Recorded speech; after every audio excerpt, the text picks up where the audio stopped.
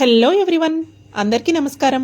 నోటికి తీయగా ఏదైనా తినాలనిపించినప్పుడు కేవలం 3 క్యారెట్లతోటి 10 నిమిషాల్లో చేసుకునే ఒక హెల్దీ స్వీట్ రెసిపీ ఈరోజు వీడియోలో చూద్దాం.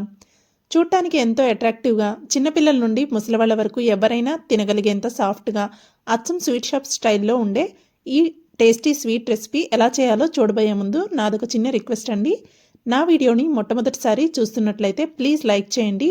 మీరు చేసే ఈ లైక్ వలన ఈ వీడియో మరింత మందికి చేరే అవకాశం ఉంటుంది. అలాగే ఈ వీడియో నచ్చినట్లయితే మీ ఫ్రెండ్స్ అందరికీ షేర్ చేయండి. ఇంకా ఛానల్ని సబ్స్క్రైబ్ చేసుకోవడం అస్సలు మర్చిపోకండి.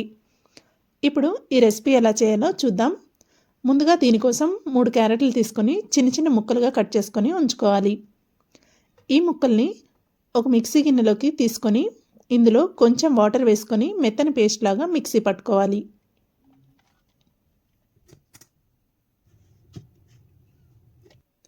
ఇప్పుడు ఈ క్యారెట్ మిశ్రమాన్ని జ్యూస్ వడకట్టునే స్ట్రైనర్లో కానీ లేదంటే ఏదైనా పల్చని క్లాత్లో కానీ వేసుకొని దీని నుండి జ్యూస్ అంతా తీసి పక్కనుంచుకోవాలి.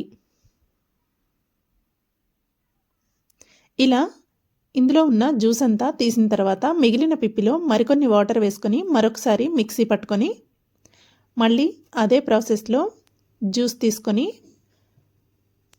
పక్కనుంచుకోవాలి.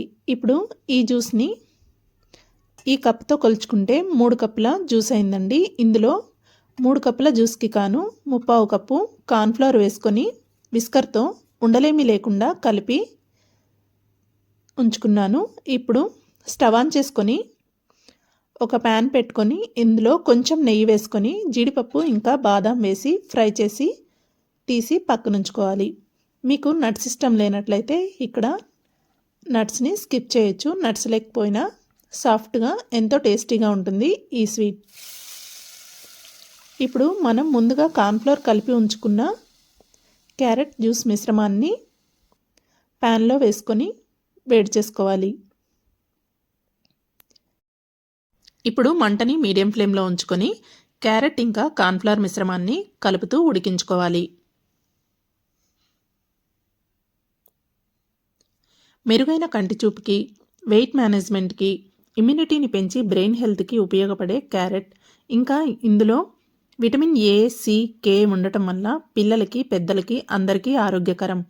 ఇందులో రక్తహీనతకు చెక్ పెట్టే బెల్లం వాడి చేయటం వల్ల ఈ స్వీట్ మరింత ఆరోగ్యకరం. ఇలా 2-3 నిమిషాలు ఉడికించిన తర్వాత ఇందులో 1/4 కప్పు తురిమిన బెల్లం వేసి కలుపుకోవాలి. ఇప్పుడు మంటని మీడియం ఫ్లేమ్లోనే ఉంచి బెల్లమంతా కరిగి ఈ మిశ్రమం చిక్కగా అయ్యే వరకు కలుపుతూ ఉడికించుకోవాలి.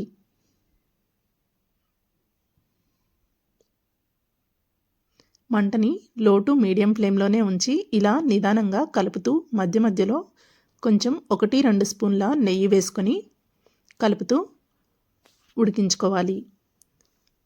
చివరగా కొంచెం ఇలాచీ పౌడర్ కూడా వేసుకొని మరొక 2 నిమిషాలు కలుపుతూ ఉడికించుకోవాలి. ఈ మిశ్రమం బాగా దగ్గర పడి నెయ్యి అనేది అంచుల నుండి విడిపోతూ ఉన్నప్పుడు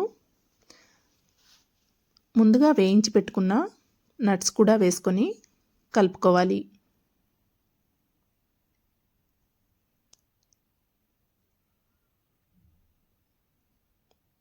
ఇప్పుడు మరొక 2 నిమిషాల పాటు కలుపుతూ ఉడికించుకొని చివరగా కొంచెం నెయ్యి వేసుకొని స్టవ్ ఆఫ్ చేసుకోవాలి.